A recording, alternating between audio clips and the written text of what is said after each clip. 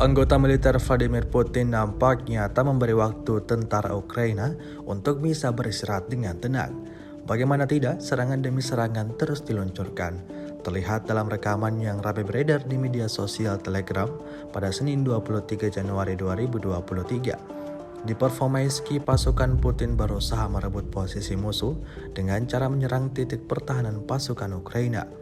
Menggunakan peralatan khusus dan persiapan yang kompeten, tampak militer Rusia berhasil membuat prajurit Ukraina panik hingga lari ketakutan, sehingga misi untuk merebut wilayah tersebut terrealisasikan. Beredarnya video ini menuai beragam komentar dari warganet.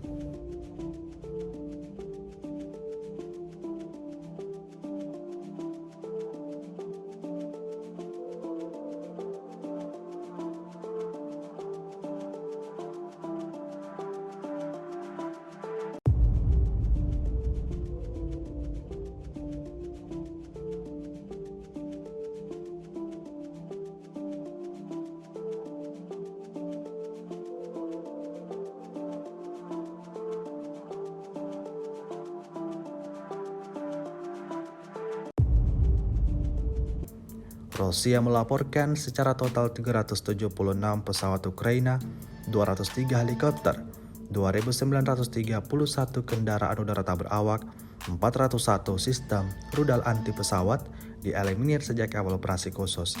Sedangkan dari kubu Kiev, Kementerian Pertahanan Ukraina melaporkan 600 tentara Rusia dieliminir dalam 24 jam terakhir. Total 120.760 prajurit Rusia meninggal sejak awal konflik hingga hari ke-334.